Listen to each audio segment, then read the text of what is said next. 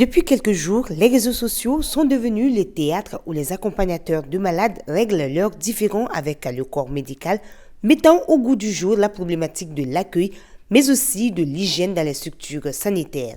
Scandale d'un jeune homme mort pour non-assistance selon son frère, cri de cœur d'une jeune maman dont l'enfant n'est pas, selon sa compréhension, prise en charge à temps pour ne citer que celle-ci.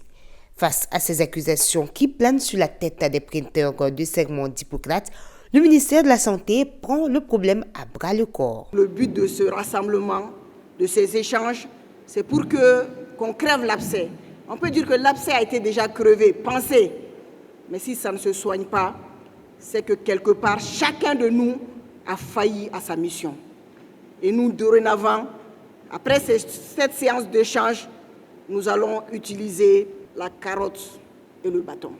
Nous, au cabinet, nous sommes au service de 6 heures jusqu'à 20 heures parfois.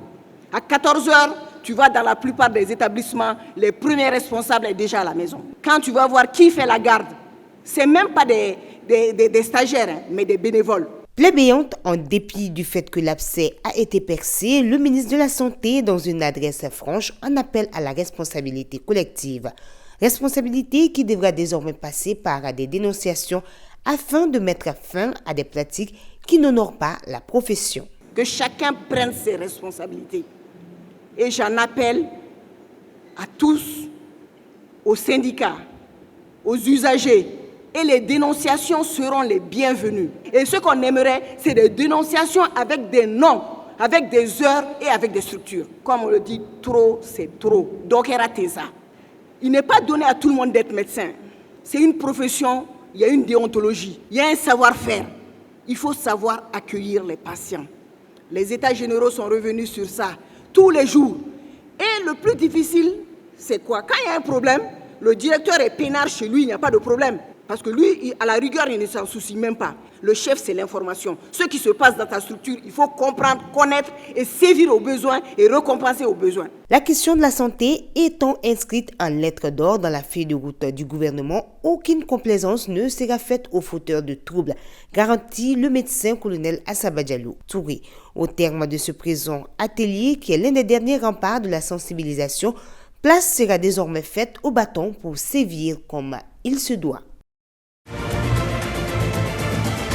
Le Forum de Bamako, c'est un quart de siècle au service des sujets cruciaux et d'intérêt général. Mais c'est surtout un espace d'échange, de rencontres et de réflexion, raison pour laquelle la présente édition ne fait pas exception. C'est donc autour du thème « L'Afrique dans la reconfiguration géopolitique mondiale » que s'est tenue la conférence inaugurale du Forum, un choix répondant aux maux actuels du continent. L'ordre économique mondial continue d'être défavorable aux pays africains dans la mesure où les investissements publics et les investissements directs étrangers n'ont pas contribué à l'enrichissement, mais plutôt au pillage des pays africains à cette époque nouvelle. L'Afrique est un continent où des tendances lourdes, inquiétantes, coexistent avec des germes de changement qui autorisent l'espoir.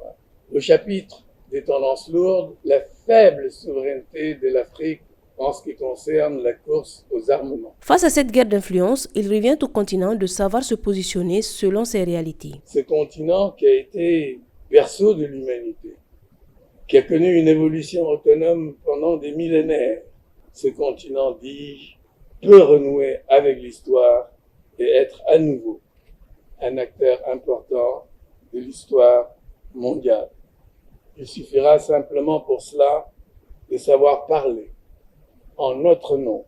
Dépassant désormais le seul cadre malien, le forum rassemble des cadres d'horizons et de secteurs divers autour de l'essentiel. Le forum de Bamako représente cette plateforme où se croisent les idées pour assurer le développement d'une Afrique qui doit s'affirmer dans un monde en perpétuel changement. Le PNUD pense que ce forum permettra de créer un cadre d'échange sur les implications de ces changements sur le développement durable, afin de mettre à la disposition des décideurs des solutions endogènes concrètes. Pour le président de la Fondation Forum de Bamako, le forum continuera à se rendre utile au continent africain comme il l'a toujours fait. En 25 ans donc, nous n'avons occulté aucun sujet majeur. Notre seul souci est d'être utile pour notre pays, le Mali, notre continent, l'Afrique. En somme, le devoir pour nous intellectuels est d'accomplir notre part de responsabilité dans la construction de nos États pour le meilleur de nos populations. Raison pour laquelle vous constaterez à chaque session du forum la présence du Mali pluriel. Notons que ces échanges se poursuivront jusqu'au 31 mai et comprendront plusieurs panels aussi bien en ligne qu'en présentiel.